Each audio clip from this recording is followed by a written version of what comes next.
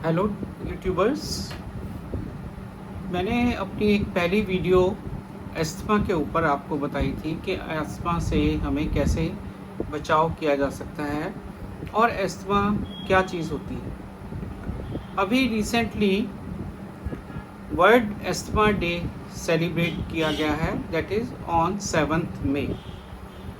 तो जैसा कि आप पहचान रहे होंगे, मैं डॉक्टर अशोक कुमार राणा फ्रॉम यमुनानगर आपसे आज रूबरू हूँ इस टॉपिक के ऊपर कि वर्ल्ड अस्थमा डे पे अब की बार हमारा क्या ध्येय है या क्या हमारा मोटो था जिसके ऊपर हमने उस डे को सेलिब्रेट किया। जैसा कि आप लोग जानते हैं 260 मिलियन पीपल एनुअली जो हैं अस्थमा से अफेक्टेड है। 260 million people are affected by asthma and out of this 4,50,000 के करीब जो पर्सनस हैं वो प्रिवेंटेबल डेथ्स में चले जाते हैं, जिनको कि हम डेथ प्रिवेंट कर सकते हैं और अस्थमा की वजह से वो होती है। तो एक इंटरनेशनल बॉडी है global initiative for asthma, in short it is written as GINA, GINA। तो उसका मोटो था asthma education empowers. Asthma education empowers means कि हम अगर पेशेंट को अस्थमा के बारे में बताएंगे कि अस्थमा होता क्या है और इसको कैसे कंट्रोल कर सकते हैं, तो जो ये प्रिवेंटेबल डेथ्स हैं इनको हम बचा सकते हैं और इंसिडेंस अस्थमा का कम कर सकते हैं। जैसा आप जानते हो कि अस्थमा के 2 तरह के कारण होते हैं, एक तो इनहेरिटेंस होती है जो कि लेट एज में आती है और एक अर्ली एज में होते हैं जो कि अर्ली चाइल्डहुड अस्थमा कहा जाता है, एक लेट ऑनसेट अस्थमा होता है। तो इनमें कुछ कारण एलर्जी की वजह से होते हैं, जैसे कि पोलन्स को एलर्जी हो, डस्ट को, स्मोक को, कुछ चीज़ें खाने वाली हैं, कांग्रेस ग्रास, ये सब चीज़ों से एलर्जी हो सकती है पेशेंट और वो कन्वर्ट हो जाती है अस्थमा। तो इन सब चीज़ों के बारे में पेशेंट को अवेयरनेस देनी, उनको समझाना कि भी अस्थमा से डरने की ज़रूरत नहीं है, इसको हम कंट्रोल कर सकते हैं, प्रिवेंट कर सकते हैं। तो इस मोटो को और इस एम को ध्यान में रखते हुए जो वर्ल्ड बॉडी है जीना, GINA, उसने कुछ पॉइंट्स बताए हैं कि जिसको हमें फॉलो करना चाहिए। नंबर 1 क्या है कि अंडर डायग्नोसिस और इनएक्यूरेट डायग्नोसिस। अब हर पेशेंट जो सांस के साथ आता है हम उसको कहते हैं कि तुम्हें अस्थमा है, but that is not true.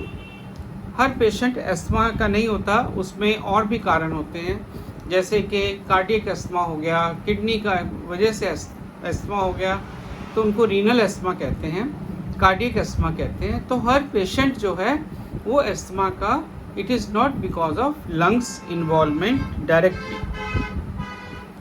तो अंडर डायग्नोसिस या इनएक्यूरेट डायग्नोसिस एक इम्पॉर्टेंट फैक्टर है। तो इसका पोटेंशियल सॉल्यूशन क्या है? इसका सॉल्यूशन क्या है कि increased use of lung function test. Lung function test आपने सुना होगा, जैसे कि स्पायरोमीट्री करते हैं, यहाँ पे लगा के FEV1 forced expiratory volume on the first second, हम फूक मार के कहते हैं, ऐसे करके एक इंस्ट्रूमेंट है, उसमें देखते हैं कि कितना पेशेंट की लंग की कैपेसिटी है।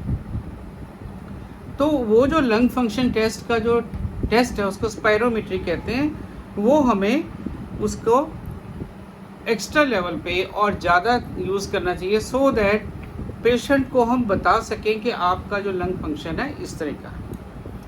उसका डॉक्यूमेंट्री प्रूफ आता है, उसमें प्रिंट आउट निकलता है। सेकंड होता है एंश्योरिंग लास्टिंग बिफोर अस्थमा।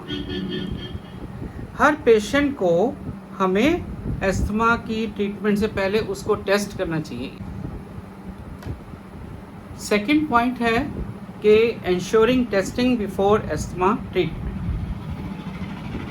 क्योंकि हम पेशेंट को डॉक्यूमेंट्री प्रूफ दिखाएंगे कि आपका हमने ट्रीटमेंट स्टार्ट करने से पहले आपका ये स्पायरोमीटर में लेवल्स थे, अब हमने ट्रीटमेंट दिया है, उसके बाद ये लेवल आए, तो उससे पेशेंट को एक कॉन्फिडेंस राइज होता है कि भाई ये मेडिसिन जो मेरे लिए ठीक है और मैं इससे अंडर कंट्रोल हूँ। Number 3, confirming asthma diagnosis in patients already on controller treatment.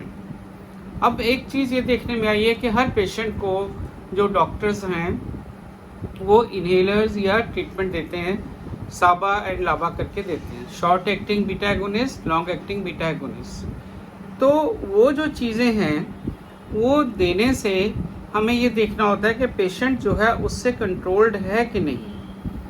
तो अगर वो पेशेंट उन दवाइयों से, शॉर्ट एक्टिंग बीटा एगोनिस्ट साबा जैसे लेवोलिन हो गई, ड्रग आती है लेवोलिन, फॉर्मिट्रॉल, ये ड्रग गिनी जाती हैं short acting long acting beta agonist. ये ड्रग देने से पेशेंट को प्रॉपर कंट्रोल हुआ कि नहीं।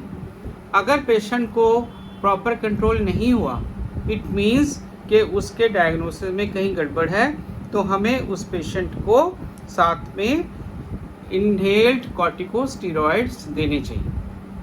दे आर कॉल्ड ICS। और उसके बाद अगर पेशेंट आफ्टर सम टाइम, हम ICS शॉर्ट में लिखा जाता है ICS देने के बाद अगर पेशेंट कंट्रोल हो गया तो हम उसको स्टेप डाउन करते हैं, उसकी डोज को हम कम कर देते हैं, और कम करने के बाद हम उसको after some time, few weeks, हम दोबारा से लंग फंक्शन टेस्ट करके देखते हैं कि पेशेंट की लंग्स की कंडीशन कैसी है। तो इसको दोबारा से समझाने की कोशिश करता हूँ कि पहले हमें लंग फंक्शन टेस्ट करके डिसाइड करना है कि पेशेंट में कितनी ब्रोंकोकंस्ट्रिक्शन है, कितनी बीमारी। नंबर 2 करना है कि अस्थमा की ट्रीटमेंट देने से पहले हमें करना है।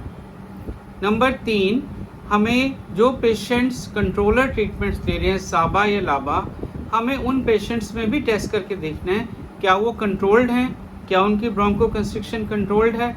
अगर नहीं है then we are to add ICS, inhaled corticosteroids.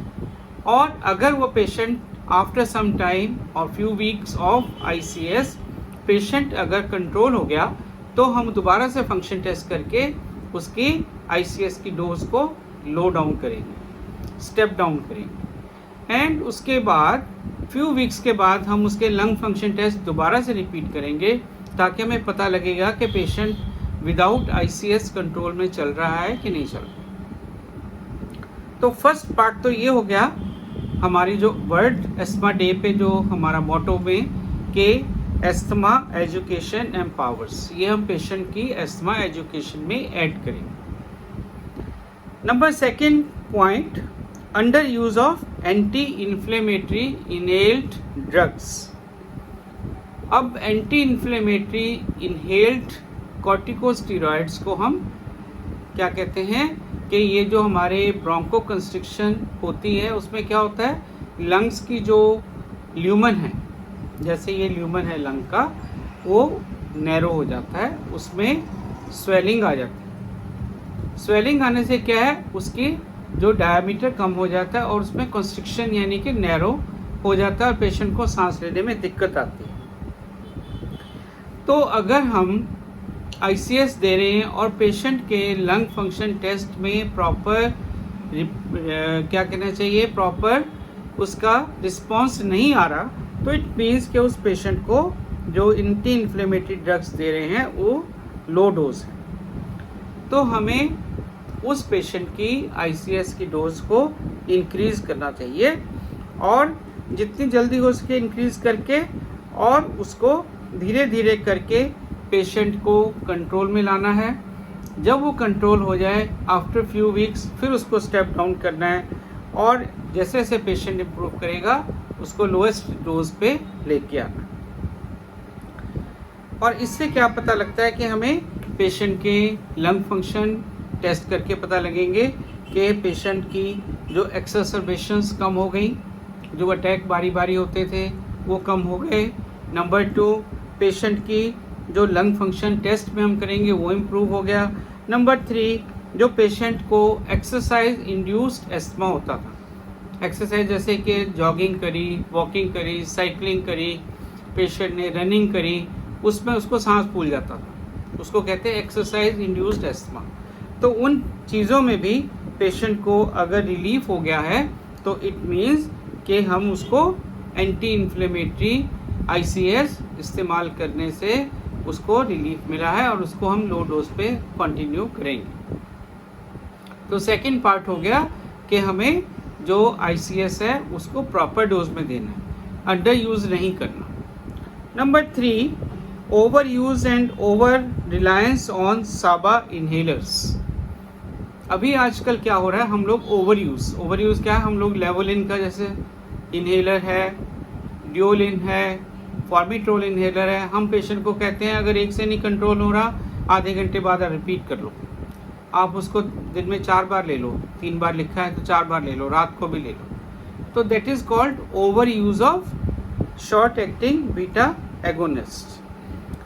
तो जो जीना है, जीना मीन्स जो एक ग्लोबल इनिशिएटिव फॉर एस्थमा, वो क्या रिकमेंड करती है कि भी हमें ये जो है एक्सेसिव डोज में इस्तेमाल नहीं करनी चाहिए, बल्कि उसके अलावा हमें क्या करना चाहिए, हमें पेशेंट को साबा के साथ ICS का कॉम्बिनेशन देना चाहिए। कैसे, जैसे कि लेवोलिन प्लस विडिसोनाइड का कॉम्बिनेशन, फॉर्मिट्रोल प्लस फ्लूटिकासोन का कॉम्बिनेशन।